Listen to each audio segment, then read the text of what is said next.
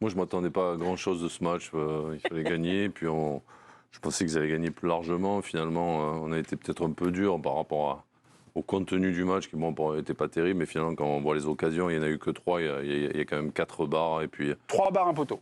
3 barres, ouais. 4 montants. 3 barres, un poteau. Ouais. Donc, tu aurais pu faire un 5-0 sans problème. Donc, mais après, se satisfaire, ça ne veut pas dire qu'on est satisfait du match. Se satisfaire, ça veut dire voilà, on a fait le job, ils ont gagné. Et puis, comme l'a dit Mélisande, ils étaient là. Ils voyaient qu'ils étaient largement au-dessus. Ils n'étaient pas 100% les joueurs. Ils ont géré ce match-là. Moi, je m'attendais un petit peu à ce genre de confrontation et ce genre de résultat, quoi. Ok. Vous attendiez pas une raclée? Non. Ce soir, vous attendez pas une raclée. Vous attendez pas grand-chose de ce match, mais finalement, il vous en faut un petit peu plus ce soir à Bernard. Mais oui, parce que se satisfaire d'une équipe qui gagne 3-0 en pratiquant le football au trot, le match de fin de saison, c'est une chose. Gagner ce match sur le même score en montrant ce que tu as montré, je m'excuse, mais on est quand même vice-champion du monde.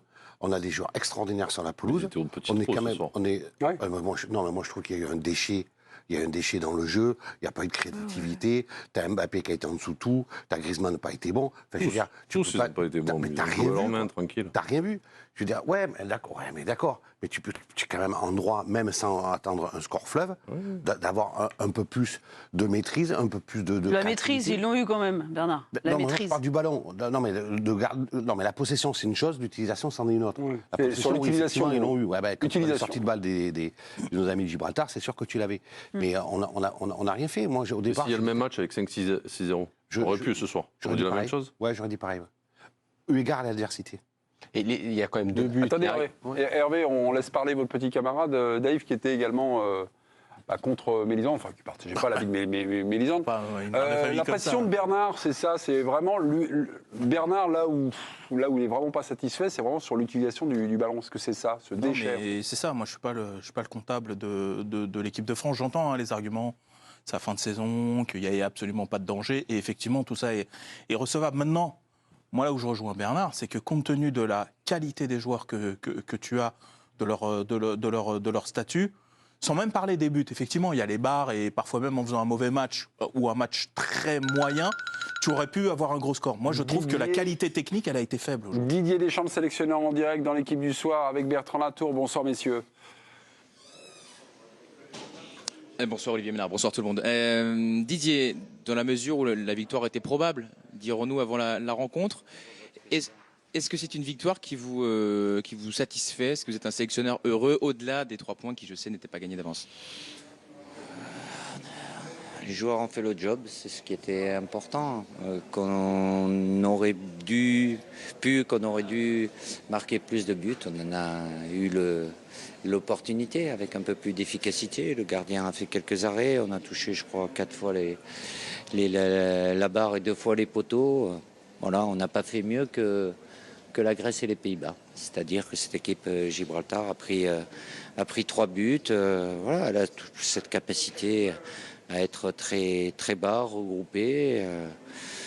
On ne leur a pas laissé grand-chose, mais pour ça, il aurait fallu plus de vitesse, d'accélération. Mais c'est vrai qu'à partir du moment où la pelouse ne favorise pas un jeu plus rapide, forcément, ça ralentit. Mais voilà, je vais me satisfaire de ce qu'on a fait et déjà se projeter sur le match de lundi qui sera important pour nous dans un autre contexte aussi.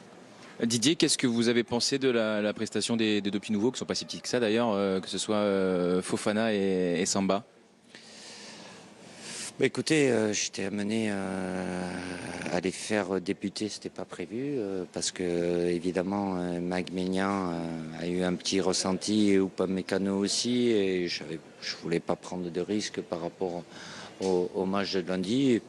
Ils ont répondu tous les deux, bien évidemment. C'est vrai que Brice n'a pas été sollicité. Heureusement qu'il ne prend pas ce but, parce que certainement ça aurait été un super but, mais il aurait fait le tour du monde un petit peu. Et puis bon, pour sa première sélection, c'est mieux qu'il ne le prenne pas, qu'il ne comprenne pas de but aussi. Et Wesley, voilà, a fait voir ses qualités de défenseur avec Ibou Konaté, comme Gibraltar laisse toujours un attaquant devant. Et ils ont dû maintenir la vigilance jusqu'au bout, donc c'est bien. Il y a deux internationaux, 2 nouveaux internationaux de plus, donc c'est bien.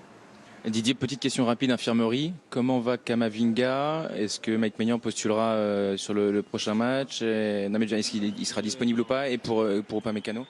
Kama, c'est juste une béquille, et Mike et Upa seront disponibles logiquement pour lundi, sans avoir pris de risque aujourd'hui. Parfait, merci beaucoup. Merci. Bon retour. Dimanche, à lundi. Oui, lundi ou dimanche. Oui, avec plaisir. Ok. Merci. Oui. Bonne soirée Didier, merci Bertrand, on va retrouver un petit peu plus tard avec d'autres interviews flash. Sur le débrief de Didier Deschamps, il a reproché peut-être le manque de vitesse, le manque de capacité d'accélération et a évoqué la pelouse, les conditions de jeu. Voilà, pour expliquer peut-être parce qu'en fait, apparemment, il avait été décidé de surtout pas l'arroser. Et bon, ce qui était de bonne guerre, parce que pour éviter que la balle fuse. Quoi. Non, mais après, Hervé, il avait raison, on aurait dû jouer à Braga. Bien sûr, ça aurait été mieux. évidemment. Ça aurait été mieux. Il faut vous dire que la pelouse est meilleure. À Braga, ça fuse. Mais non, mais lui, c'est logique que Didier Deschamps il se satisfasse de ça, mais nous, on n'est pas dans le rôle de Didier Deschamps. Nous, on n'est pas entraîneur de l'équipe de France, sélectionneur de l'équipe de France. C'est pas être les méchants, c'est simplement d'analyser le match qu'on a vu. Sur les 3 buts, un match comme ça, brut. Mais après, tu as aussi le contexte du match, bien sûr, mais le fait d'être supérieur largement et puis de jamais pratiquement être inquiété. Donc tu le sais, ça aussi. Il n'y a pas besoin de se surpasser pour mettre 6. Sur les 3 buts que tu marques, alors c'est vrai qu'il parle des poteaux et c'est tout à fait, c'est juste. Ça se joue un peu, tu peux marquer plus de buts. Mais sur les 3 buts, tu mets un CSC, d'accord, où il n'y a absolument aucun danger. Tu mets un penalty qui est vu checké par la VAR, c'est pas non plus, si tu veux. Mais ça fait quoi? Ça fait 3 buts ou ça fait pas 3 buts alors? Oui, je suis d'accord, mais nous ce qu'on juge, c'est quand même la consistance du match. Sinon, Mais oui, mais il suffit de regarder. Si tu me dis il y a 3-0, il y a 3-0. Tu es obligé de juger un contexte. Et voilà, c'est de la pelouse, le moment de la saison, l'adversaire, le match. C'est pas des robots que tu les mets et ils vont te faire le match, une finale de Ligue des Champions. Il n'a pas encore parlé. Je pense que Bertrand va vous être utile et partage évidemment vos points de vue. Bertrand. Par exemple, Bertrand, il prend des coups de soleil. Est-ce que tu vas le juger aussi difficilement que s'il n'avait pas pris de coups de soleil? Bertrand, est-ce que c'est une victoire qui est pour vous satisfaisante, pour vous, Bertrand? L'indulgence et le début de la faiblesse, Mélisande. Non, moi je trouve que c'est pas une très belle victoire. Honnêtement, pour l'équipe de France, je me suis beaucoup ennuyé à regarder ce match dans un contexte qui est vrai très étonnant. Enfin, 3000 personnes, on a l'impression qu'il y a plus de matchs, plus de monde aux entraînements à Pibaro, à Clairefontaine que ce qu'il y avait ce soir. Effectivement, la pelouse était catastrophique, on l'avait dit avant, ça s'est vérifié après. Mais effectivement, il y a les poteaux et ça compte parce que on n'était pas loin d'en marquer beaucoup plus. Mais je trouve que l'impression générale n'était quand même pas très bonne. Je reste vraiment sur ma faim. Après ce match, je pense qu'on aura, une fois le débrief terminé, très vite oublié. Il y avait plein de circonstances atténuantes éventuellement à le retrouver, mais ça n'a pas été un plaisir. Parfois on le trouve même quand l'adversité est déséquilibrée. Il y a toujours ce fameux match qu'on ressort du Kazakhstan, mais on dit souvent que la France a du mal contre les blocs bas. C'est une récurrence d'ailleurs pour beaucoup d'équipes et à plus forte raison les équipes nationales qui se voient moins qu'en club.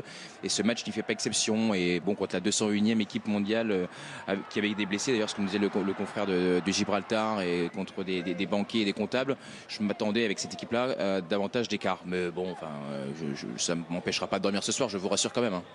Bertrand, je sais que vous dormez peu le soir. Bertrand, ça fait 3-0. Les Bleus ont touché 4 fois les montants, 3 barres transversales et un poteau. Je veux dire, à 7-0, vous aurez le même jugement, le même discours ou pas? Bah honnêtement, je trouve que même si les buts avaient été convertis, je trouve que l'impression, moi je l'ai pas trouvé très bonne. J'ai trouvé qu'il y avait beaucoup d'imperfections techniques. Ok, on peut l'attribuer à la pelouse, mais en attendant c'est quand même ce qu'on a vu. J'ai trouvé que c'est une équipe qui manquait un peu de mobilité, qu'on a été souvent dans l'entonnoir et que les couloirs n'ont pas toujours été exploités de la meilleure des manières qui soient. Donc effectivement, même si on en avait ajouté 1 ou 2 de plus, ou même 3, voilà, j'ai vraiment pas beaucoup aimé ce match, mais effectivement il y a des circonstances atténuantes, on est d'accord, mais bon, si on veut juger uniquement ce qu'on a vu, on fait fi du reste. Je trouve que le compte n'y est pas vraiment, et d'ailleurs Didier Deschamps, honnêtement, bon, il nous donne ces arguments là, mais vous avez bien vu, il n'était pas en train non plus de faire des sauts de cabri, hein. Ok. Non, mais non plus, hein, on le rassure. Non, Pas éclaté non plus en regardant ce match. Non, mais Oui, non, mais il n'y a pas de souci. C'est suffisamment rare de la part de Je sais que vous êtes un pro des champs de la première heure et ça me fait plaisir. Je ne vois pas le rapport avec la réflexion de Bertrand, ce que je suis en train de dire. Mais bon, s'il veut se faire plaisir, il se fait plaisir. Oui, mais il se fait plaisir. Mes amis, c'est sur les circonstances. J'ai pas tout à fait. Ça vient me faire, mais bon. Ouais. Sur les circonstances atténuantes, sur le contexte du match, c'est Mélisande qui nous dit attendez, c'est le mois de juin, c'est fin de saison, il rencontre, on va dire, des footballeurs amateurs. Et finalement, ils se disent bon, de toute façon, l'important, c'est quoi? C'est les 3 points. Allez, hop. On passera. De toute façon, ce match-là, demain, on va s'endormir, on va se réveiller. d'accord avec Mélisande avant le coup d'envoi de ce match. Ouais. On disait, et c'est pas nouveau, que le mois de juin, c'est difficile pour les Bleus, que c'est une saison qui a été quand même très particulière, très longue avec la Coupe du Monde, que voilà, etc., le terrain, 3000 personnes, etc., etc. Après, une fois que tu as dégagé tout ça, et là je rejoins Hervé dans l'analyse, c'est que tu peux aussi estimer qu'ils auraient pu montrer autre chose, tout en gérant le match en bon père de famille, en le gérant mieux, en le contrôlant mieux, notamment d'un point de vue technique. Voilà. Parce qu'on a des joueurs, on est quand même vice-champion du monde, on a les joueurs au-dessus. Non, mais c'est vrai qu'il y a eu du déchet technique, indépendamment du fait que l'intensité était compliquée à mettre. La pelouse, donc en fait, la technique et la pelouse, c'est deux choses qu'ils ont. Non, mais là, si tu mets. Non, mais alors, je veux bien qu'on explique tout par la pelouse. Sur une pelouse pourrie, vous avez des fois des matchs de grande qualité. Non, mais je demande, parce on parle pas de ça. cette chance-là jusqu'à maintenant. Mélisande, à cette intensité-là, oui. Quand tu as un adversaire aussi faible, je pense que tu es quand même capable de faire 4 passes et de construire une action. Après, quand tu joues à une plus haute intensité, effectivement, le déchet technique est plus important. Non, mais après, quel joueur peut te mettre ce que tu demandes? C'est-à-dire le lien, la fluidité dans le jeu. Pour moi, c'est Griezmann et Rabiot quand il est là aussi un petit peu. Quand t'as pas Rabiot et que tu as Griezmann qu'on voit pas trop, après tu as des joueurs qui sont pas, pour moi, capables de mettre cette intensité et ce rythme-là dans un match. Mais tu t'attendais. Donc moi, je m'attends pas beaucoup plus de ce que j'ai vu ce soir. Mais tu pouvais t'attendre, on en avait parlé d'ailleurs avant, c'est-à-dire même dans le 1 contre 1, dans les capacités d'élimination, ce qu'on a vu tout de suite avec Coman, quand il a mis le turbo sur la première action, il a mis le mec sur le cul. Et c'est vrai que tu l'as pas vu du côté d'Mbappé, Coman l'a fait quelques fois, donc lui il a été intéressant sur 2-3 coups, mais tu pouvais t'attendre plus même dans des duels comme ça. Pourtant ils ont essayé de frapper de loin assez souvent, parce qu'on a dit défense renforcée et frapper de loin, mais de temps en temps de voir des éliminations, pouvoir enchaîner techniquement. Bertrand Latour a retrouvé un bleu, c'était sa première ce soir, c'est pas Wesley Fofana, c'est l'autre, c'est Brice Samba. Bonsoir messieurs. Bonsoir Brice, félicitations pour cette première sélection en équipe de France. Qu'est-ce que vous ressentez au moment où on se parle? Beaucoup de joie, beaucoup de fierté. Voilà, enfin je suis international français et c'est bien. Je pense que tous ceux qui ont regardé le match ce soir, qui me connaissent réellement, je pense qu'il y a eu quelques larmes qui ont dû couler quand on a connu mon parcours. Voilà, c'est beau, c'est dire qu'avec la foi, tout est possible et c'est bien. En tout cas, c'est beaucoup de joie, beaucoup de fierté, hâte d'appeler mes enfants, ma femme, partager avec eux, mes parents de ce moment-là. En tout cas, très très content. Même s'il faut rester concentré, bien évidemment, vous n'avez pas été sursollicité, vous vous y attendiez. Est-ce qu'à un moment donné, vous vous êtes dit wow, je suis avec le maillot des Bleus, on n'a pas du tout le temps de réaliser? Non, c'est vrai qu'honnêtement, on n'a pas le temps de réaliser parce qu'on essaie de rester focus, même si c'est vrai que j'ai pas eu beaucoup de boulot ce soir. Il fallait vraiment rester dedans parce que ce genre de match-là, comme on a pu le voir le Lob en première période, il y a tellement de choses imprévisibles, vous savez, donc c'est pas simple de rester là-dedans, mais voilà, je me suis battu avec ma tête pour rester concentré. Et je pense qu'avec cette tunique-là, c'était beaucoup plus simple aussi. Et non, mais en tout cas, voilà, j'ai pas eu le temps de réaliser, pardon, et je réaliserai, je pense, là, après vous, avec mon téléphone et toute ma famille. J'allais venir justement sur le Lob. Honnêtement, est-ce qu'il y a eu une petite sueur froide quand même? Parce que nous, de la tribune, on s'est dit, ouh, ça peut faire. Non, honnêtement, je pense que si c'est cadré, ça peut faire ficelle. Donc voilà, je suis quelqu'un d'assez honnête. Je pense que si ce Lob est cadré, il y a ficelle. Donc, mais bon, il n'a pas. C'est bien pour nous qu'il n'ait pas mis parce que je pense qu'il y a 1-0 et ça aurait pu compliquer un peu plus le match. Bon, après, c'est le football. Franck Raviot m'avait prévenu des choses imprévisibles durant ce match, qu'il fallait rester bien concentré. Je pense que c'est quelque chose que j'ai réussi à bien gérer ce soir et je suis content. Brice, dernière question d'un point de vue plus collectif. La victoire, on pouvait envisager qu'elle soit peut-être encore un peu plus large. Comment est-ce que vous attribuez ce score qu'on aurait pu envisager plus large? Est-ce que vous avez des explications à donner ou c'est toujours la difficulté de jouer contre des blocs bas, etc.? Non, après, je pense qu'on a tapé 3 fois sur la barre, une fois sur le poteau. Voilà, donc non, je pense que le score aurait pu être de 6 ou 7-0, mais vous savez, on est tombé sur un terrain très très sec, voilà, ils n'ont pas arrosé. Et nous, on a des joueurs rapides qui aiment bien combiner, et c'est très compliqué de combiner quand le terrain est très sec. Mais on va retenir l'essentiel, honnêtement, c'est les 3 points. C'est ce qu'on était venu ici pour ça. Là, il nous reste un dernier match avant les vacances, lundi, face à la Grèce. Et on fera tout notre possible pour remporter les 3 points, sachant qu'en plus qu'ils ont gagné ce soir. Donc ça sera un beau match pour pouvoir creuser l'écart dans notre groupe ce soir. Merci Brice, profitez bien. Merci à vous. À bientôt, au revoir. Bonne soirée, merci. Brice Samba, donc première impression de ce nouvel international. Voilà. Vous avez trouvé comment? Il s'exprime bien. Alors, sur le match, il n'a rien eu à faire. Et puis, effectivement, il y a eu la sueur froide du lob. Mais moi, c'était une appréciation générale. C'est un gardien vraiment que j'adore. Depuis que vraiment on le découvre à Lens, j'aime tout, en fait. C'est-à-dire qu'il y a effectivement sa qualité de gardien. Mais je trouve la personnalité, ce mélange aussi, cette capacité à être relâché mais concentré. C'est pas toujours facile, ça. D'avoir du relâchement, mais la concentration qui suit. Le jeu au pied qu'il a, moi, je trouve que c'est une qualité premium. Moi, j'aime beaucoup. 33e minute, est-ce qu'on peut revoir l'action? Parce que c'est une action, Didier Deschamps l'a dit, si on prend ce but-là, il va dire dans le monde entier. Ah, mais ça joue comme un peu de choses, une première sélection. Il arrive, Maignan est blessé. Pourquoi vous le tenez responsable s'il y a but? Non, c'est pas ça, mais... Non, mais ça te colle. Ça l'impacte un peu quand même. C'était qui? C'était Frey. C'est Elmili. C'est Camavinga qui perd la balle. D'accord, mais là c'est un joueur de Gibraltar, c'est un coup de génie. Non, mais en dehors de de ça... Gibraltar, d'Allemagne et d'Espagne, pour moi, la frappe qu'il fait, elle est géniale. Pourquoi vous n'êtes pas d'accord avec votre président? Ce qu'allait dire Hervé, c'est qu'après, ça devient... Oui, parce que j'ai attaqué sur les réseaux sociaux. On est sur radio. C'est York Echo. Bernard est devin. Parce que c'est viral, parce que c'est pas un attaquant allemand, c'est un attaquant de Gibraltar, que c'est un but historique pour Gibraltar, et ça devient viral. Et tu peux me dire ce que tu veux, ça te marque. Les Tizi, ça l'avait marqué, Frey, ça les avait marqués. C'était des erreurs. Mais non, il a été ébloui.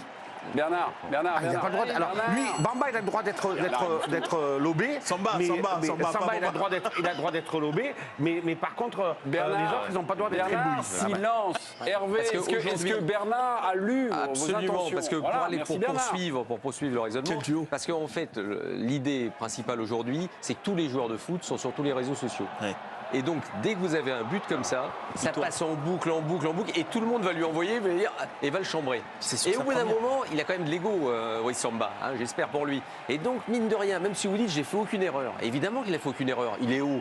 Mais le lob est parfait, il n'y a rien à dire. Mais il n'empêche que d'entendre ça et de revoir ça jour après jour, au bout d'un moment, ça peut aussi impacter. Alors, Président non, vous les écoutez, mais... Non, si, mais c'est un argument, mais moi je ne comprends pas. Parce que à partir du moment où le gardien ne fait pas d'erreur, je ne vois pas en quoi ça le perturberait.